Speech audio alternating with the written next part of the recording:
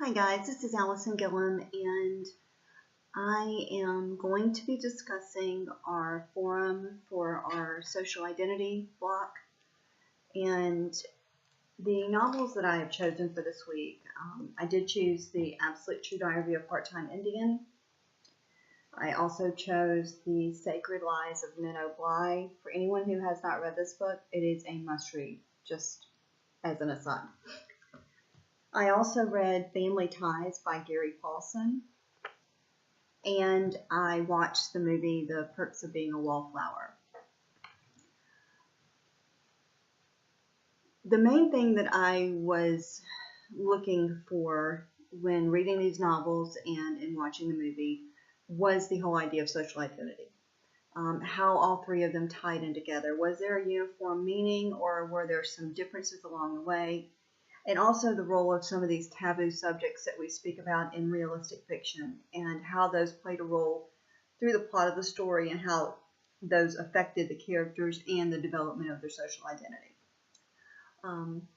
So first, I'd like to talk about some of the taboos that we did find in all three of the novels that I selected and in the movie. The first one that came up pretty strikingly for me was alcoholism. Substance abuse. In the book, The Absolutely True Diary of a Part-Time Indian by Sherman Alexie, this is highlighted a bunch. This young man, Junior, is living on an Indian reservation with his family, and I'm not sure how many of you know much about Indian reservations. I had a good friend that grew up on one in South Dakota most of his life. Excuse me. And alcoholism is something that is a huge problem amongst Indian populations, Native American populations in the United States.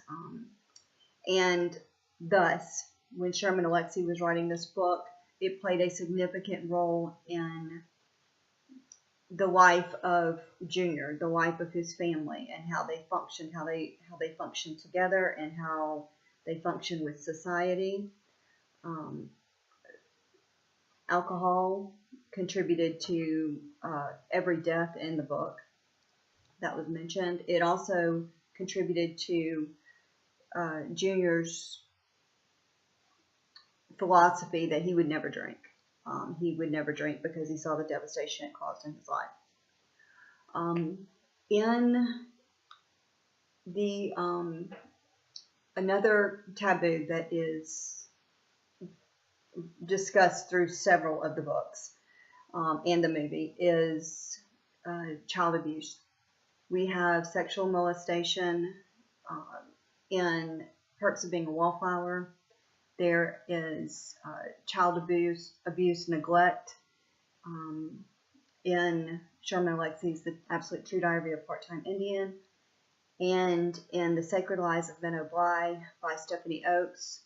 There is pervasive child abuse, physical, emotional, sexual.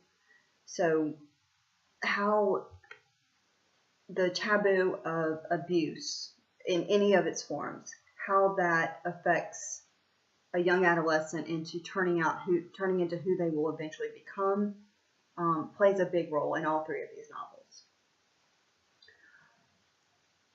There is one other taboo I want to mention. It's not so prevalent in the other books, but in The Sacred Lies of Menno Bly, it is about a young girl whose parents have moved her into the woods with the community, which is run by a prophet. He's basically a cult leader, and how this child grew up knowing only neglect by both of her parents, watching sexual abuse happen around her daily. And basically, everyone in the group was told what to think, how to think, who they believed, and did what they were told to do by the prophet. There was no self-exploration. There was no way to think for yourself, which was kind of pertinent to all of the novels, actually. The Family Ties, this book was funny to me. It wasn't really as serious with some of the topics as the topics in the Sherman Alexie or the Stephanie Oakes book and the movie. But there's one line in here that sums up everything, and I'll get to that in a minute. But I was talking about social identity through the eyes of others. All of these books deal with that. Junior in Part-Time Indian, his value and his worth was determined by how other people saw him. It was very important for him to be seen as someone who was competent. And once he actually developed a good group of friends, it awoke something in him that made him want to strive for better in his life, get off the reservation and move on. In Sacred Lies of Minnow Bly, her identity at first was as a member of a cult. That was her only identity. She had no other identity. They were communally raised parents. Fathers had multiple wives who had multiple children, and the children could not a lot of times didn't know who their real mother, birth mother was. But she eventually met a young man named Jude who also lived in the woods with his father. And through her relationship with Jude, she determined that she didn't have to feel this way. That there's another world out there. There are many other ideas out there. And she and Jude became close and eventually became intimate with each other when they were around 16. But knowing him gave her the courage to branch out on her own. Just like in the Absolutely True Diary of a Part-Time Indian, Junior was given the courage to be able to want to leave the reservation and want to go and create a better life for himself after high school through the social relationships he made while at his high school. Also, Minnow Bly was also impacted by another friend of hers, and without giving away the plot, she was in a juvenile detention hall, and she made a friend named Angel, and Angel really helped her come back from the serious abuse and the serious harm that had been done to her, both physically and psychologically, as a result of this group, this community she lived in, and the prophet that led them. Now, The Perks of Being a Wallflower. This movie kind of tied all this up in a nice little bow. Charlie suffered a great deal in this movie. He had mental illness that was brought on, as we later determined, by an aunt that he was very close with who actually sexually molested him. She herself was in and out of horrible relationships, and he looked at her as a saint. Unfortunately, she was killed in a car accident going to get his birthday present, and so he always felt like he was responsible for her death. But he kept buried down deep the whole thing about her molesting him. I mean, he just didn't even.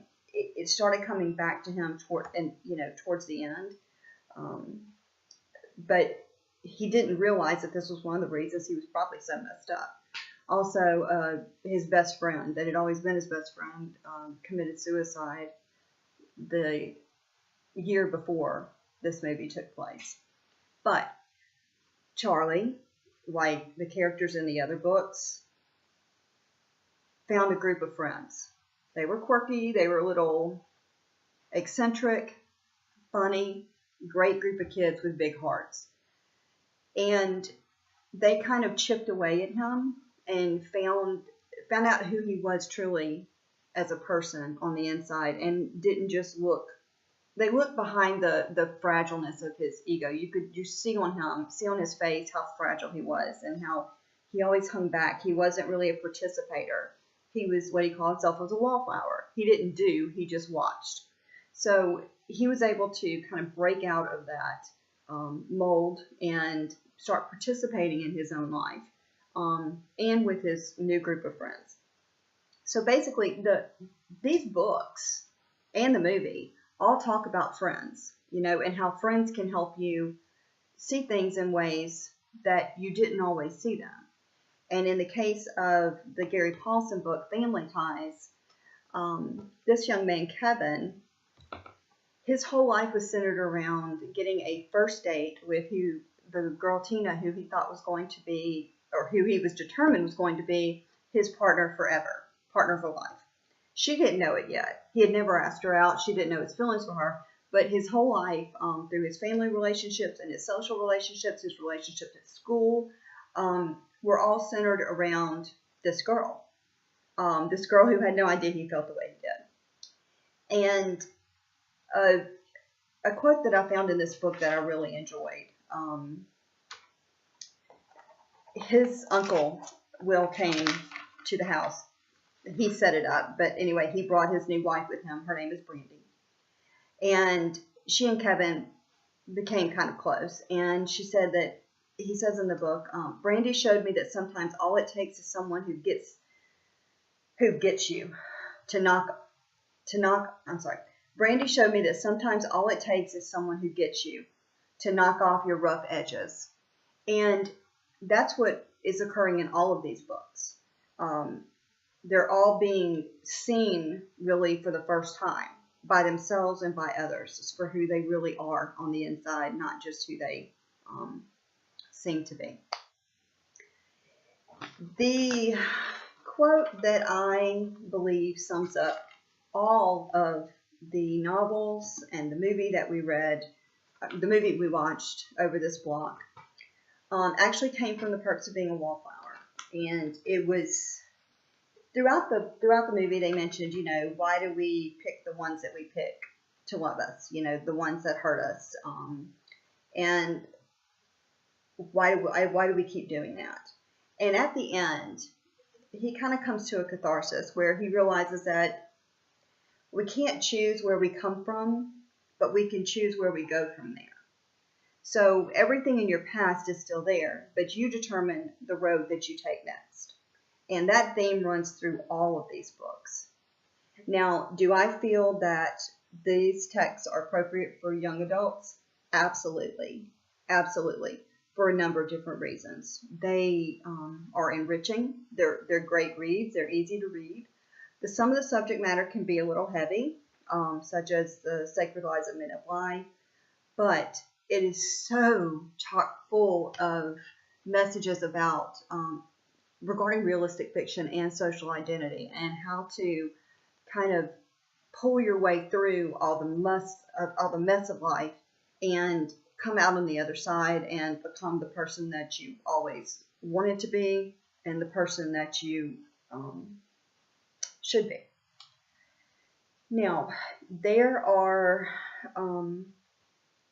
The Sacred Lies of Men of Lie and The Absolute True Diary of a Part-Time Indian. I had somewhat of a hard time finding them, so if you want to read them, I suggest maybe going, trying to get to a library. I know Canton has both of these.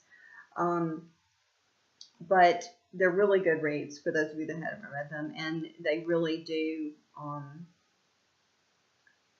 they would serve as a great accompaniment for any lesson plan or a lesson segment or lesson grouping for social identity. And also, as individual or supplement reading, if you see a student who may be struggling or maybe have some issues that you know about that you don't really want to, they may not want to sit down and discuss with you, maybe offering one of these books, one of these titles, could be beneficial. Or showing, or having them watch the movies.